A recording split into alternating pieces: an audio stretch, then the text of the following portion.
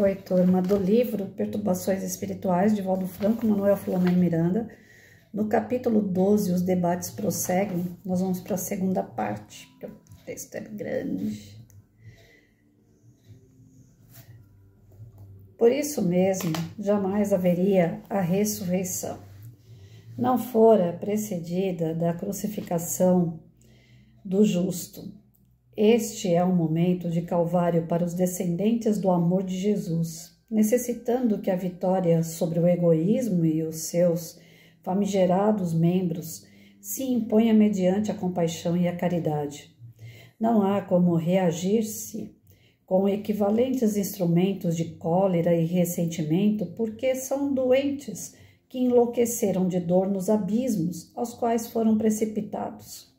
Agora, quando o planeta necessita depurar-se, são libertados das algemas a que se renderam e voltam-se contra todos aqueles os quais atribuem a sua longa desdita. Nos arraiais do Espiritismo encontram-se renascidos na atualidade muitos daqueles equivocados justiceiros que se utilizaram da mitra e do poder da religião para dar vazão aos impulsos conflitivos e à própria inferioridade. Hoje se encontram no outro lado, do lado de Jesus, sob as cargas pesadas dos remorsos e dos feitos infames que os retiveram em largos sofrimentos no mais além. Agora renascidos para ressarcir, avançar no rumo da grande luz. Fez um silêncio expressivo para logo prosseguir.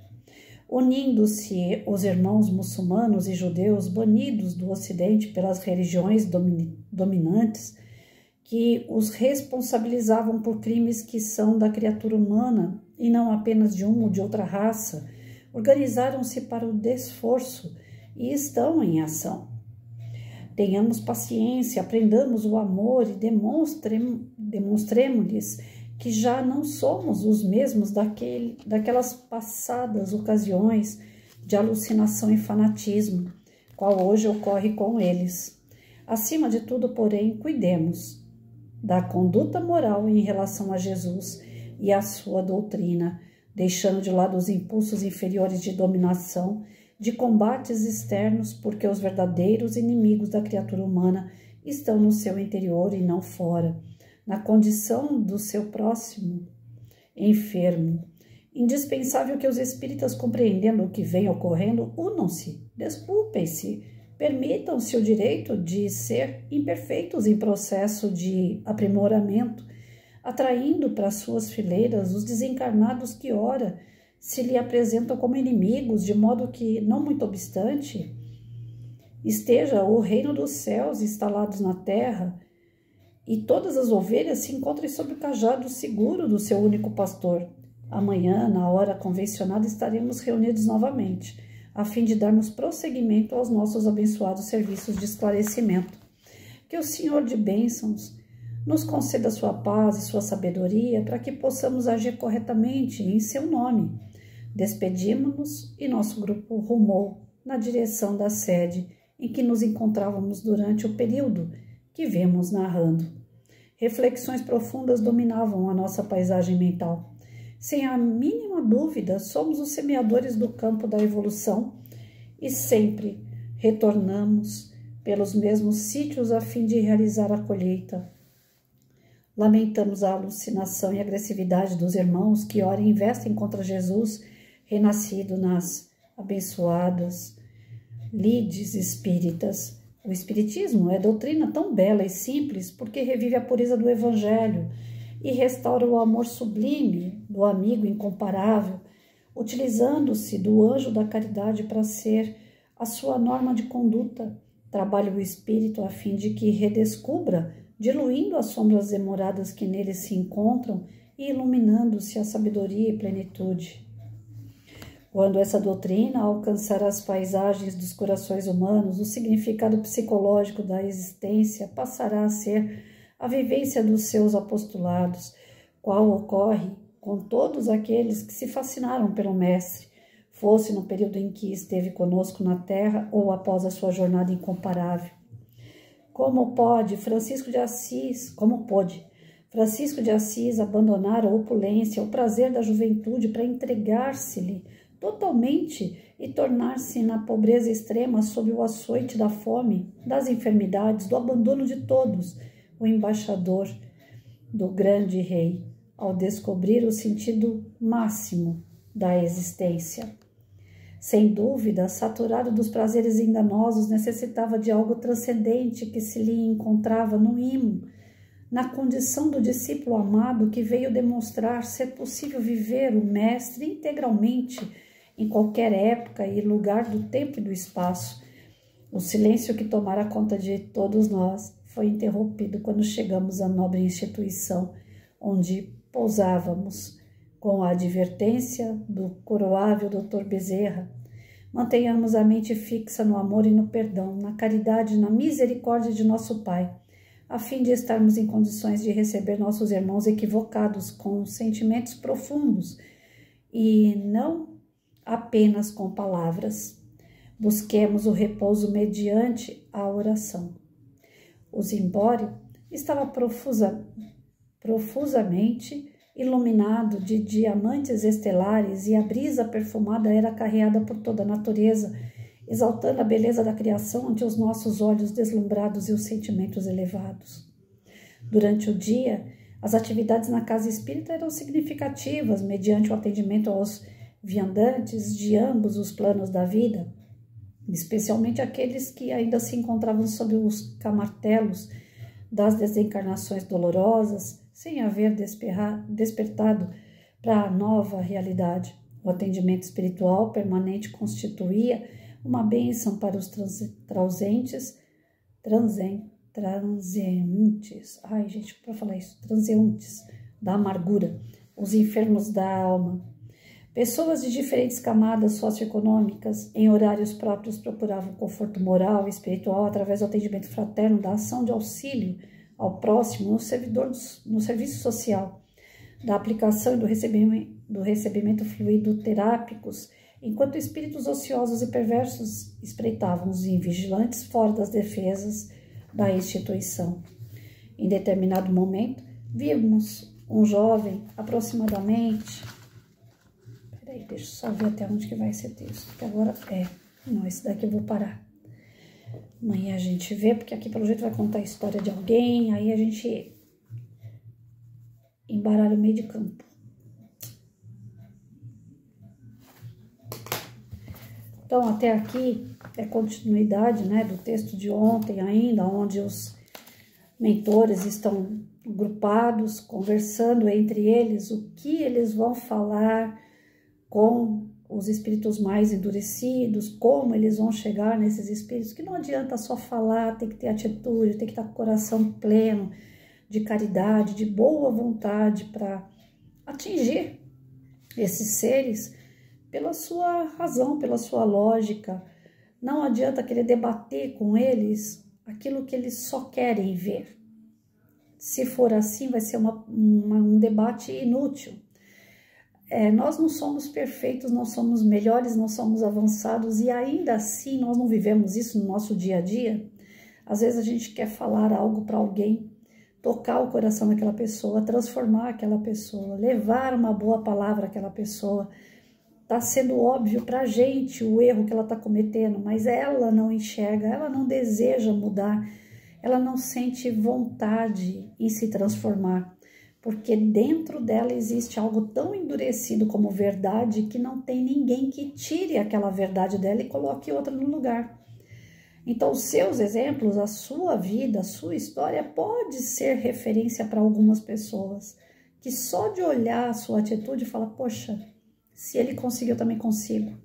Se ela está falando é porque ela tem razão, ela já passou por isso, então eu vou tentar mudar o meu jeito de ser, porque aquela pessoa está, de certa forma, me incomodando com as coisas que fala e com as coisas que faz. Gente, eu fui o tipo da pessoa, e eu acho que ainda tenho muito disso em mim, que quando eu quero algo, eu luto para ter. Lógico que a debilidade física, né, as limitações que vão surgindo já não me possibilitam fazer algo que no passado, em 2 tempos, eu saía do lugar e pai, bola, tá, já faço. Isso, esse jeito meu espontâneo, transparente, verdadeiro, esse lado guerreira que todo mundo conhece, ele serve de exemplo para muita gente. Muitas pessoas falam, Patrícia, de tanto ver a sua luta, tal, eu também me animo e faço. Eu vejo que você consegue as coisas, então isso me dá uma referência para que eu consiga as minhas.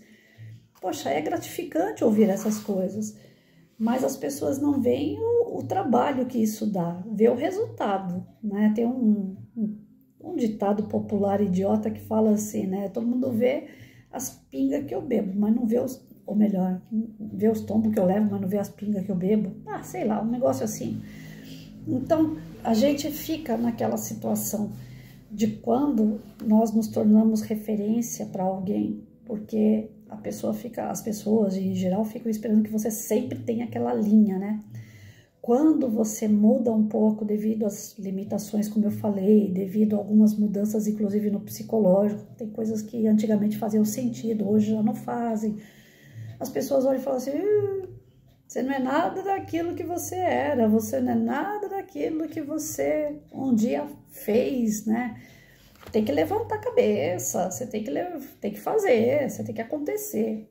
Mas nós temos processos, nós temos ciclos. E alguns vão ter que ficar para trás. Eu vi um vídeo hoje, que um amigo mandou, onde ele dizia assim, dentro de você tem a criança que você foi, tem o adolescente que você foi, tem o homem, a mulher que você se tornou. E se hoje você é um idoso, acredite, lá dentro de você estão todas essas fases. E a qualquer momento ela pode aflorar. E as pessoas vão te chamar de louco, as pessoas vão te chamar de sem noção, devido àquele comportamento mais infantil que não é aguardado para quem tem 60 anos, para quem já está entrando na terceira idade. Eu não estou entrando na terceira idade ainda, eu ainda estou lá meio século, né? Meio século e 2 anos. Mas eu me sinto já essa pessoa que tem o passado dentro de mim. E agora a vida está me exigindo novas mudanças, adequações, adaptações novas diante da situação de saúde, diante da situação de não ter mais aquela família, de não ter mais... Sabe quando você entra num jogo e você percebe que vai chegar o segundo tempo e você já não tem mais o gol para fazer, você só está enrolando no jogo? É assim que eu estou me sentindo. Então, eu já não sirvo mais para ser a referência de luta, de ganhos e de corre daqui, corre dali. Eu não sirvo mais para ser isso. Mas talvez dentro daquilo que Deus me permite, eu ainda possa servir de referência para mudar um coração mais endurecido. Porque aí, enquanto eu estou tentando transformar um coração endurecido, eu também estou transformando o meu. Enquanto eu estou aprendendo coisas que eu deveria ter aprendido desde a eternidade e não aprendi, tem gente que está me seguindo aqui, aprendendo junto comigo. Então, de alguma forma, eu encontrei utilidade dentro daquilo que hoje as pessoas chamam de inutilidade. Uma pessoa que não consegue andar na rua, até porque não tem um calçado adequado para isso, como é o meu caso, ela vai se fechando. É natural isso. Como é que eu falei hoje para um rapaz, falei, poxa, eu acho você a coisa mais linda do mundo. Mas eu não posso chegar num cara como você nunca mais. Porque mulheres de salto, vestidos, chique, pomposa, vão entrar num restaurante com você. E eu não posso ir nem numa lanchonete, mais bem dizer. Porque quando eu coloco um sapato, é um sapato inadequado, é uma pantufa, é uma meia de pilates. Então, as nossas referências, elas vão caindo ao decorrer do tempo. Ficam as lembranças do que você foi, mas você vai mudando. Você não vai deixar de ser útil, mas vai mudar a sua utilidade, vai mudar o grupo de pessoas com quem você anda, vai mudar os tipos de lazer que você tem. E tem espíritos tão endurecidos que eles permanecem no passado e são revoltados porque aquele passado não é mais o presente deles. Então, eu estou dando um exemplo bem tosco, né, de uma vida, de uma pessoa cheia de defeitos e falhas, mas que fez algumas coisas de bom. E tem espíritos lá atrás que fizeram coisas boas, só que não chegou na conclusão onde eles queriam. Eles ficaram no segundo tempo enrolando o jogo e não venceram esse jogo. E hoje, ao invés de se conformar por não ter vencido o jogo, eles se revoltam contra os outros jogadores. É um exemplo bem tosco que eu tô dando. Eu espero que vocês estejam no raciocínio comigo. Se esses espíritos endurecidos, porque não chegaram onde gostariam, se eles entendessem que nem todos nós vamos chegar onde nós gostaríamos, que nós temos fases, ciclos, que nós temos a vontade de Deus acima de tudo. Ah, então você tem a vontade de Deus acima de tudo, cadê o nosso livre-arbítrio? Gente, ele deixa a gente jogar até não querer mais. Mas chega uma hora que ele vê que se a gente continuar jogando é só para se ferir. Então ele tira a gente daquele jogo e bota no outro, mais calmo, mais tranquilo, vai, se dá conta desse aqui, daquele ali você não estava dando mais. Mas ele não vai interferir de modo a tirar de você os seus defeitos, sua falta de moral, seus vícios. Ele não vai. Eu escuto muitas pessoas fervorosas, né, que dizem assim, ah, fulano só vai sair das drogas se for pela vontade de Deus. Pela vontade de Deus ninguém nem entra. Mas nós entramos. E depois que a gente entra, ele vai falar pra gente o seguinte, agora você entrou, você que saia. Você não foi por livre e espontânea vontade de usar? Então agora você vai por livre e espontânea vontade de sair dessa. E a pessoa com muita dificuldade sai. Todos os nossos defeitos, vícios, promiscuidade, tudo que passa no nosso coração que não é bom, nós conseguimos limpar. Mas para isso vai cair numa palestra que eu vou dar futuramente, que chama Boa Vontade. Você precisa dessa boa vontade, você precisa ter ânimo para fazer. Quando eu vejo que eu estou com má vontade, que eu estou ficando preguiçosa, que eu não estou dando conta, eu mudo meu jogo. Eu não fico enrolando mais naquele jogo. Não dá. Eu não vou fazer gol. Eu vou ficar que nem uma barata tonta no campo e não vou sair do lugar. Então eu não quero atrasar meu lado. Eu quero adiantar. Eu quero caminhar. Aqui eles falam dentro dessa conversa entre os espíritos superiores que os que vão aparecer para dar comunicação são espíritos pesados. E os médiuns têm que estar preparados moralmente para conversar, porque não vai conseguir só através de palavra bonitinha, de um estudo por cima, convencer espíritos extremamente ignorantes, orgulhosos, egoístas, mas com uma profundidade de conhecimento muito grande. Às vezes eu pego pessoas mais difíceis para conversar, gente, eu não tenho paciência. Porque o meu grau de evolução não é o mesmo do outro, o meu grau de entendimento não é o mesmo que o outro, não bate. Se entre nós encarnados, cheios de defeito, nós não conseguimos nos entender, servir de referência de fato, transformar a vida do próximo para o bem, que dirá então encarnados que estão presos numa carne, num corpo, chegar num espírito que está em liberdade, te vendo como um raio-x. Você está falando para ele assim, meu irmão, não bebe. Mas você chega final de semana e enche a cara. Ele sabe disso. Como é que você vai ter moral para um cara desse? Meu irmão, você não pode ficar pensando em sexo o tempo todo. Você tem que viver uma vida mais regrada. Tudo que é demais pode causar danos. Mas você não pode ver uma mulher passar na rua que você fica babando.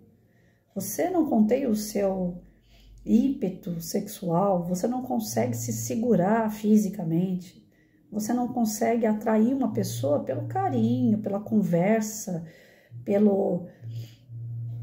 como que eu posso dizer, pelo seu íntimo. Você quer conquistar uma pessoa não botando a mão nela, né, caindo, matando em cima da pessoa e atacando a pessoa. Você não vai conseguir muita coisa, a não ser que a pessoa esteja na mesma vibe, né, como uma molecada diz por aí. Então, para eu atingir uma pessoa, eu tenho que estudar essa pessoa, eu tenho que ganhar ela pelo seu calcanhar de Aquiles, como eu falei aqui já em algumas leituras. O calcanhar de Aquiles não é só aquele ponto fraco que dói, mas é aquele ponto fraco que a gente pode atuar. O psicólogo, ele é rei nisso, ele vai no seu ponto fraco, não que seja um ponto doloroso, mas qualquer ponto fraco que você tiver, um orgulho, egoísmo é ponto fraco. Uma pessoa gananciosa é um ponto fraco. Uma pessoa amorosa demais é um ponto fraco. Então, os espíritos ficam esperando, eles são oportunistas para atingir o ponto fraco. E o médium tem que estar preparado, porque assim que você vai cutucar a colmeia, as abelhas saem. E elas sabem bem o que elas querem. Você, se não souber, você só vai lá colocar a mão para se ferir. Se você não souber tirar o mel da colmeia, você só vai se ferir. Então, eles alertam aqui a questão de que o espiritismo, ele é como é que eu posso dizer?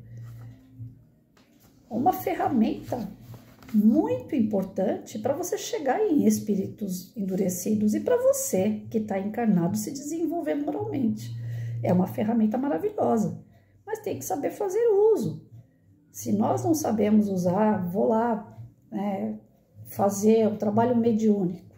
Então, o meu trabalho mediúnico é no sábado, mas na sexta-feira eu caí na farra. Eu fui para um churrasco entre amigos, eu bebi pra caramba, eu saí com mulher até não querer mais, mas eu sou uma pessoa que está em evolução, eu não sou uma pessoa perfeita. Então eu vou para o centro, porque aí eu descarrego meus males lá e tento ajudar a espiritualidade. Você não vai ajudar ninguém, só vai atrapalhar. Ai, tem que ser perfeito para ser médium? Não, não tem que ser perfeito para ser médium, mas tem que ser disciplinado. Ontem, conversando com um amigo, ele falou assim, aqui na empresa teve uma varredura, né? Uma inspeção, tal, para ver se os setores estavam caminhando direitinho. E eu parabenizei ele. Falei, caraca, que bom, tua turma nota 10. Ele falou, é bom que tem essas inspeções, porque a gente às vezes falha na supervisão. Então, passando pela inspeção, a gente sabe se está no caminho certo ou não. Tem gente que já não gosta. Mas sabe aquele ditado, quem não deve não teme? Ele faz todo dia o bom trabalho dele, ele coloca a equipe dele para trabalhar bem. Então ele não tinha que ter medo. É que nem supervisão, chegar na escola, nossa senhora, os professores saíam correndo para dar sala de aula e limpava a lousa e deixava a sala impecável, sabe? Arrumava tudo, botava os alunos tudo em fileira. O supervisor chegava na sala, boa tarde, gente, boa tarde, tá tudo bem por aqui? Tá tudo ótimo. Mas não tava. Não tava.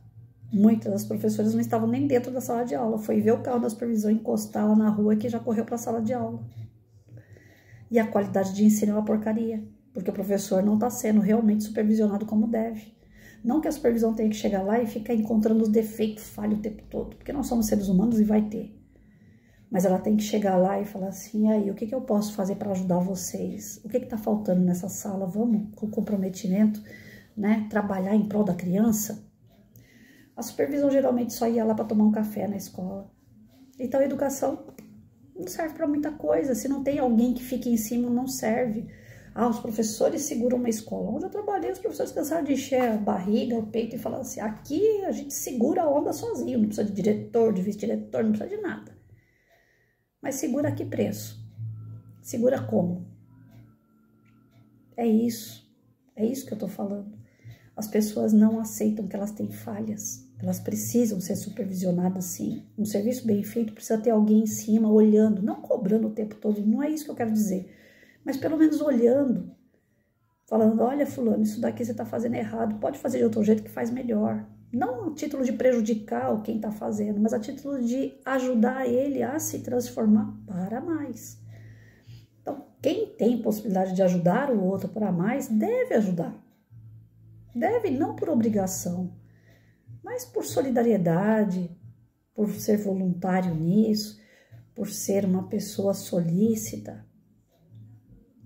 É muito importante isso, que a gente desenvolva as nossas boas práticas. E isso no dia a dia, no nosso trabalho, na nossa família. Acabei de ouvir o pastor Cláudio Duarte. Amo de paixão esse pastor. Eu espero que um dia ele venha fazer livros, aí que eu venho aqui no canal falar do pastor. Para mim não tem problema nenhum quanto a isso. Porque ele, para falar em relação à família, eu nunca vi alguém falar com tanta propriedade. Pode ser que ele na vida real nem utilize nada daquilo que ele fala, mas ele consegue transformar quem está escutando ele. Se o casal realmente quiser se dar bem, ouvindo o pastor Cláudio Duarte, eu acho que consegue, ouvindo e atuando, né? Eu acho que consegue superar muita diversidade dentro de casa. Ele tem o poder de falar coisas que realmente tocam o nosso íntimo.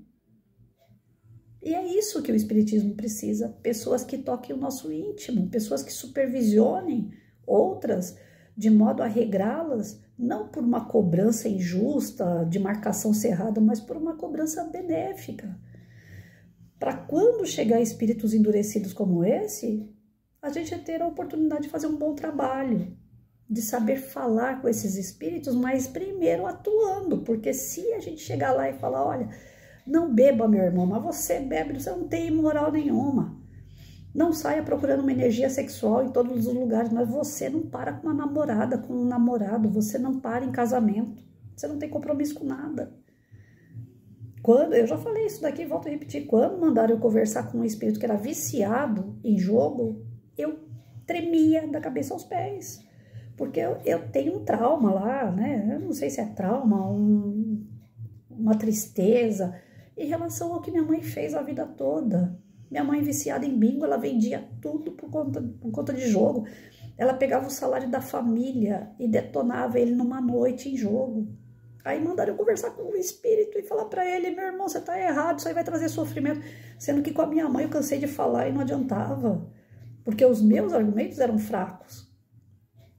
Eu tinha moral, porque eu trabalhava, eu sustentava minha família através de salário, eu nunca fui na sorte, nunca joguei aquela raspadinha, telecena, sei lá, essas coisas. Nem de bingo eu gosto pra brincar. E ainda assim, acho que é um jogo que dá pra fazer umas 2, 3 rodadas e tem que parar porque fica chato. Né? Só pra fazer uma brincadeirinha, tampar um buraquinho ali. Já levei esse tipo de jogo entre minhas amigas, mas é 2, 3 rodadas só pra tampar o tempo da gente, não pra curtir como jogo, não. Eu acho tão chato ficar ali sentado escutando número e para os meus alunos na sala de aula eu cansei de dar bingo de letra, bingo de palavra, bingo de número, porque é alfabetização e eles gostam de competição, não deixa de ser uma competição. Então, dependendo do propósito, é um jogo até legal, mas para ir lá e ficar perdendo dinheiro, para ganhar dinheiro em cima, às vezes gasta 5, ganha 10, gasta 10, ganha nada. É horrível, é um jogo de sorte e azar. Aí quando mandaram conversar com o espírito, eu falei, Senhor, que moral que eu tenho para isso? Não, Patrícia, mas você trabalha, você ganha seu salário, você não é viciada, você tem moral para falar. Mas o meu grau de evolução e daquele espírito era completamente diferente. Aí vocês vão ver que eu fiquei vermelha aqui, mas é porque eu tô com dor na lombar, gente, desculpa. Não é por conta do assunto, não. É a dor, tá atacando aqui, eu tô falando e ela tá dando aquelas fisgadas. Então, assim, quando você tem moral, você já não consegue falar a mesma língua, trazer a pessoa para o seu mundo, mostrar para ela que a errada é ela. Imagina, então, quando você não tem a moral. Quando eu fui conversar, eu tremia. Eu falava, meu Deus, mas eu tenho tanta raiva de jogo. Como é que eu vou falar com ele sem mostrar essa minha raiva? Quando eu comecei a conversar, ele já começou a dar risada na minha cara. Porque ele percebe, ele tira um raio-x da gente, ele vê o nosso perispírito. Ele começou a dar risada. Ele falou, você não vai saber o que dizer pra mim, né? Falei, eu não vou. E nessa hora eu tive que ser humilde. Falei, eu não vou saber o que te dizer.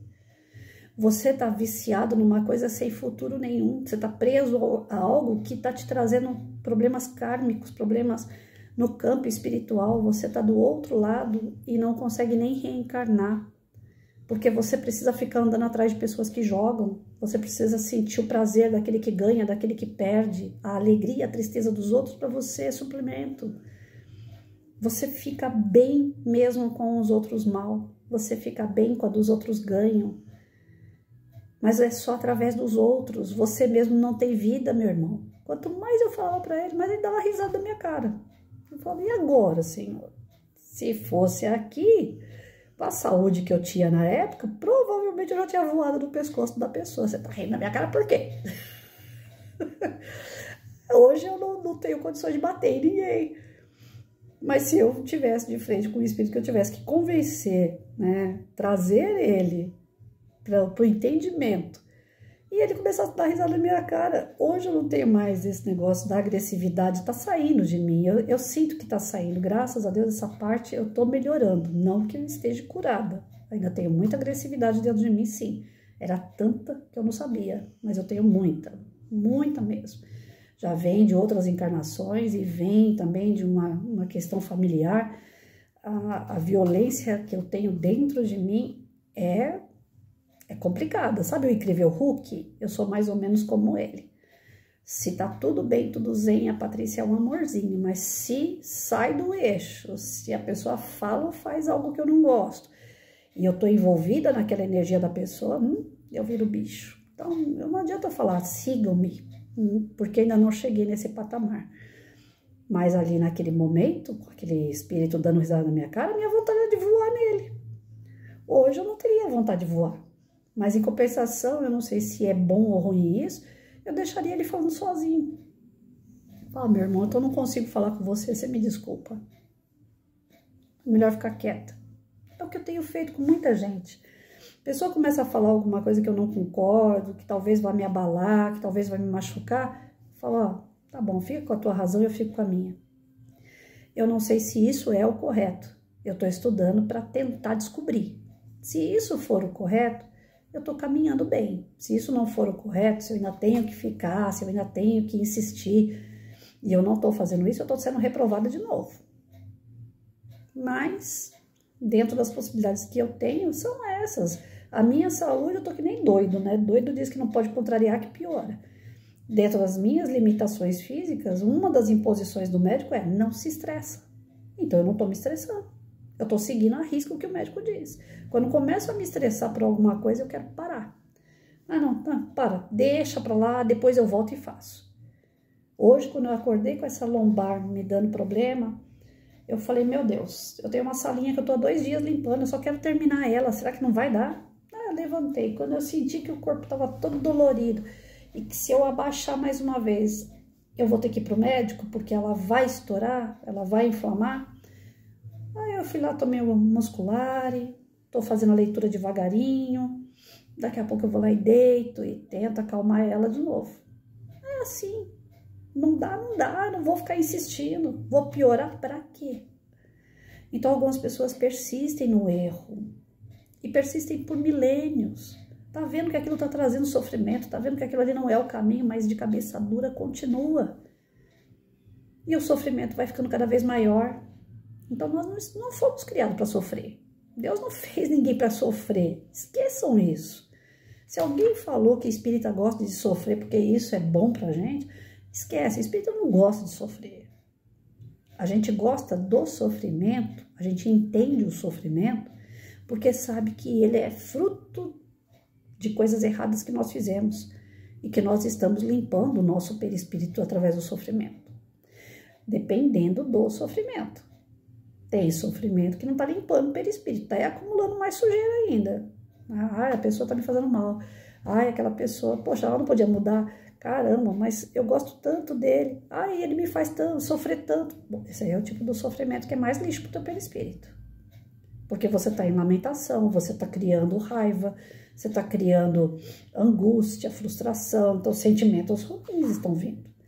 Agora, se a sua dor é uma dor física, é uma dor moral, mas você tem um entendimento que aquilo é para o melhor, o teu sofrimento vai ser menor.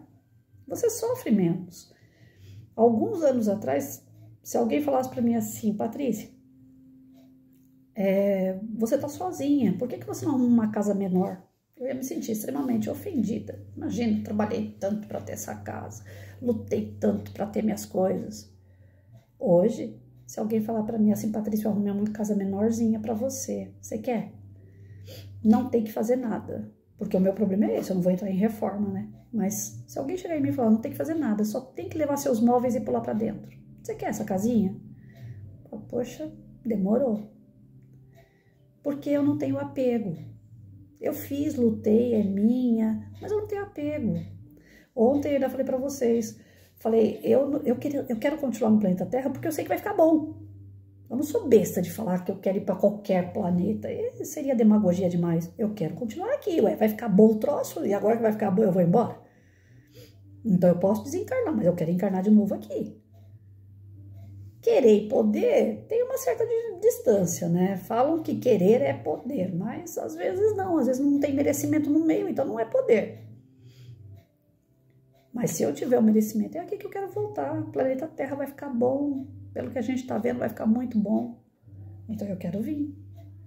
Agora, depois de tanta luta, tanto sofrimento, tanta correria, para poder se tornar uma pessoa um pouquinho melhor, Vão lá me jogar no meio do primitivismo de novo? Era das cavernas? Homem me arrastando pelo cabelo? Pelo amor de Deus, não. Eu não quero nem pensar no negócio desse, é tristeza demais. Você imaginar que você vai, né? E o espírito não retrocede. O local é de retrocesso, mas o espírito não retrocede. Toda a riqueza de conhecimento que você possui, você leva. Agora, esses espíritos mais endurecidos que eles estão tratando aqui, eles não querem reencarnar, eles não querem a Terra caminhando, eles não querem avanço espiritual, porque eles se apegaram tanto àquelas coisas do passado que eles querem permanecer lá, eles querem que tudo volte a ser como era. Tem algumas religiões que eles pararam no tempo, gente. A gente tem que respeitar cada qual no seu grau de evolução, naquilo que te faz bem, eu entendo e aceito. Mas tem algumas religiões que pararam no tempo, mas pararam totalmente. E dentro de um tempo violento, que é pior ainda. Tem mulheres que são... que tem que casar aos 12 anos de idade, na primeira menstruação. É quase caverna. Ela não tem direito a escolher o marido. Tem lugares que eles fazem aquele... Ai, como é que chama? Controle de natalidade. As pessoas não têm o direito de ter um filho. Quem governa isso é a política do local. Então tem muitos lugares que a gente vê, não o primitivismo das cavernas, mas um primitivismo cultural. E isso vai acontecer com os espíritos menos favorecidos, menos elevados. Eles vão viver um primitivismo cultural. Quando eu falo de caverna, de fogueira, né, essa coisa toda, é um exemplo. Mas existem outros primitivismos aí. Essas guerras por conta de religião, guerras que as pessoas enfrentam dia a dia por uma questão de casta, de cor, de raça. Eu não sei hoje como é que está a África, mas eu, enquanto professora de geografia, eu estou desatualizada, né? Eu não ligo televisão e não fico procurando mais assunto. Mas enquanto eu era professora de geografia, que a gente estudava a África, poxa, é lamentável. Só tinha, né? A África do Sul desenvolvida, um continente daquele tamanho, maior do que o Brasil, muito maior do que o nosso país. Só que um continente judiado pela seca, pelos desertos, e a população submetida, a população grande parte negra, submetida à população branca, em minoria. Guerra entre Israel e tantos outros. O quinto mundo, que é a área da Oceania, existe tanta riqueza lá, e é um povo que está à parte do mundo. Ninguém enxergou esse lugar ainda que não seja só para o turismo. E pode ser produzido muito nele. Aqui na Amazônia existe um debate tão grande entre desmatar, fazer progredir, ter prédios, casas, escolas, ou deixar de vez o lado natural e que seja uma reserva para isso. Nós não conseguimos ainda atingir um nível de conhecimento e cultura para aproveitar bem tudo aquilo que nós temos e de uma forma harmônica, equilibrada entre as pessoas. E ainda tem essa possibilidade de espíritos que viveram lá atrás voltar agora para perturbar, para desencadear ainda mais problemas do que nós já temos. Então cabe aos médiuns que sejam mais sérios, que saibam trabalhar com esses espíritos de forma a trazer eles, que são inteligentes, para o nosso lado. Não para o lado do espiritismo, mas para o lado do bem. O espiritismo é só uma alavanca, é só uma ferramenta. Mas através dele a gente pode ajudar muitas pessoas. Então é isso que o grupo diz aqui o tempo todo, né? E aí, amanhã a gente dá continuidade. Deixa eu ver aqui. Esse capítulo é bem longo, gente, mas muito longo mesmo. Amanhã a gente dá continuidade e vamos ver o que eles têm para dizer. mas o puxãozinho de orelha é válido, né? E aqueles que não são médiuns, não são espíritas, fica aqui o alerta de quanta coisa nós estamos perdendo por não ser bons o suficiente como Deus espera de cada um de nós. Existe possibilidade da gente ser todo dia um pouco melhor, mesmo diante de adversidades, dificuldades, limitações. Nós temos condições de evoluir. É para isso que nós estamos aqui. Não precisa ser um médium, só precisa que a gente tenha conhecimento. Então vá buscar o conhecimento. Vá buscar coisas que te façam melhor. A gente vê muito em sites aí, internet, como está degradante, principalmente a relação da mulher. A mulher quer direitos iguais, homem sai sem camisa na rua, a mulher acha que daqui a pouco ela vai querer sair também. Então, cuidado com essas coisas que são dadas de mão beijada pra gente como verdade. Porque a verdade, ela é relativa. Não existe a verdade absoluta. A minha verdade é diferente da sua. Então, vamos buscar o equilíbrio dessa verdade. Que seja bom para mim e para você. Não que alguém domine o outro. Senão gera esse tipo de coisa aqui, ó. Guerras espirituais eternas. De séculos, mal resolvidas. Onde a espiritualidade que poderia nos dar uma ajuda, está puxando. Está querendo guerra, conflito. Está querendo o mal. Porque não conseguiu o bem, revoltados com isso, eles desejam mal. Às vezes uma coisinha que a gente se descuida numa conversa com uma pessoa gera um conflito à toa. Então, está pedindo para a gente mudar de hábito, mudar o roteiro, está pedindo para a gente ser bom.